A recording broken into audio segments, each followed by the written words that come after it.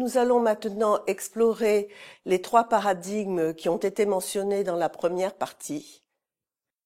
Donc, le premier paradigme est un paradigme socio-psychologique et concerne la motivation instrumentale et la motivation intégrative dans l'enseignement-apprentissage de L2. La motivation intégrative concerne ceux qui réussissent l'apprentissage de L2 sont ceux qui ont une vision positive des locuteurs de cette langue et de leur culture. Ils ont le désir de s'intégrer à cette culture. La motivation intégrative va conditionner l'orientation et l'intensité de l'effort que les apprenants vont mettre pour l'apprentissage de la langue. Dans le cas de la motivation instrumentale, les apprenants attendent un gain pratique et concret de l'acquisition de L2. L'objectif est utilitaire, lié à des situations où l'intégration à une communauté qui utilise la L2 n'est pas envisagée. Le deuxième paradigme est un paradigme cognitif et situé et inclut la réflexion sur la motivation intrinsèque et extrinsèque. Donc, à la base de ces théories de la motivation, on trouve les théories de Maslow et la théorie des besoins organisées de façon hiérarchique avec les besoins fondamentaux et les besoins dits supérieurs, mais cette hiérarchie a été contestée.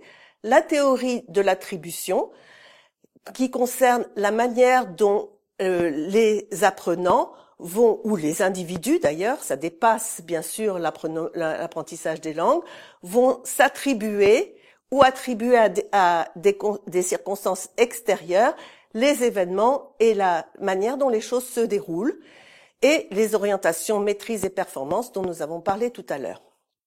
Donc, la motivation intrinsèque répond à des facteurs internes à l'individu et à la tâche à réaliser, tandis que la motivation extrinsèque répond à des facteurs externes. Alors, Deci et Ryan ont envisagé le concept de motivation intrinsèque-extrinsèque le long d'un continuum qui va de la motivation intrinsèque dans lequel l'individu se sent responsable et impliqué dans ce qui lui arrive, jusqu'à la motivation extrinsèque où il se sent conditionné par des facteurs extérieurs, et d'autre part, à l'autre extrémité du continuum, à ce qu'on appelle la motivation. C'est la motivation, c'est-à-dire un état où l'individu est passif, n'agit pas, parce que soit il se sent incompétent pour réaliser la tâche, ou bien simplement la tâche n'a aucune valeur par rapport à lui.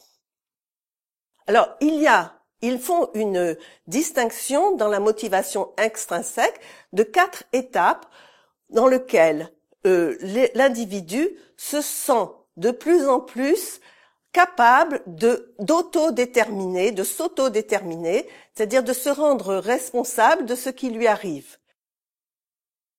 Plus l'individu a le sentiment de pouvoir agir sur ce qui lui arrive, plus ses chances de réussite sont grandes.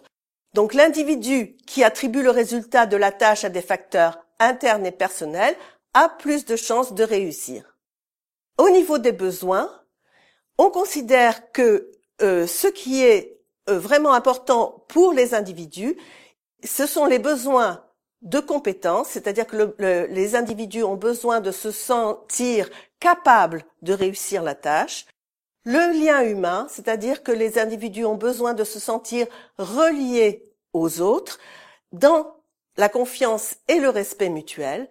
Et le besoin d'autonomie, c'est-à-dire que les individus ont besoin de sentir qu'ils sont responsables et responsables des décisions qu'ils prennent.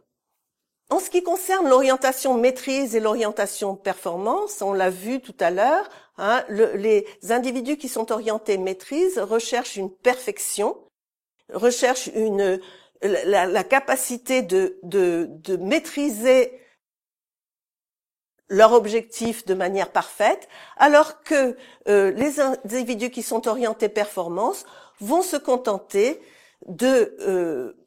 vont être satisfaits s'ils sont capables de s'exprimer en la L2 et de comprendre ce qui leur est dit.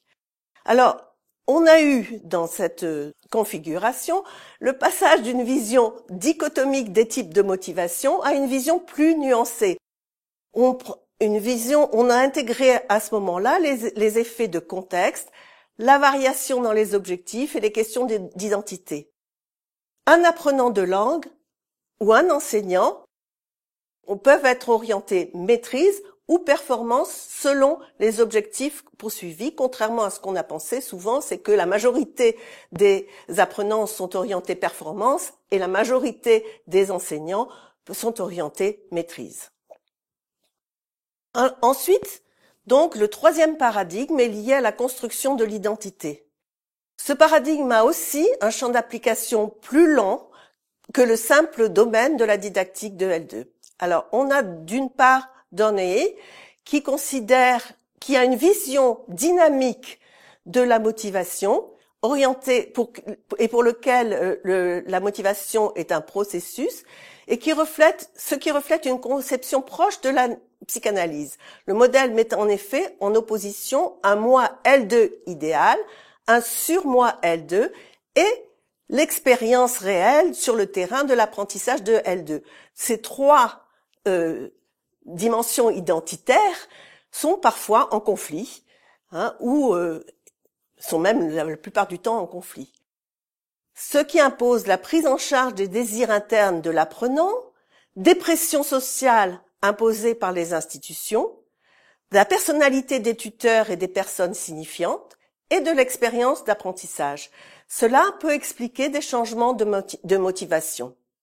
Si on se rappelle ce que nous dit Chanouf, nous n'avons pas accès aux états intérieurs, ce qui implique que nous avons besoin d'un médiateur. Le modèle de Dornier souligne le besoin d'un tuteur capable de jouer un rôle de conseil.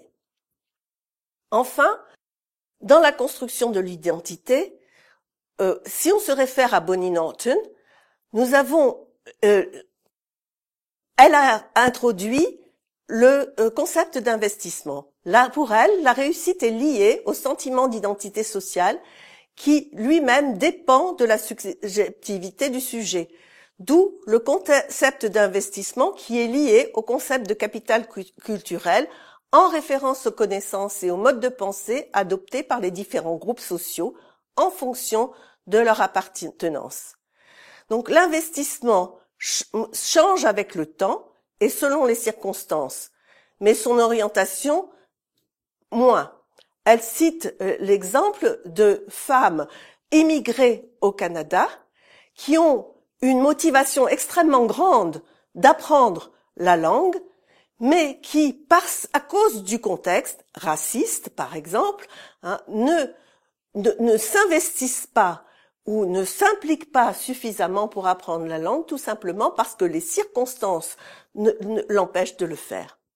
L'avantage du concept d'investissement, c'est qu'il est mesurable, qu'on peut le mesurer, alors qu'on ne peut pas mesurer la motivation. Les individus attendent un retour sur investissement qui peut être d'ordre symbolique, c'est-à-dire de la reconnaissance, par exemple, ou matériel, de l'argent ou une meilleure position dans la société. Et donc, ça nous renvoie à la sélectivité socio-émotionnelle. Voilà.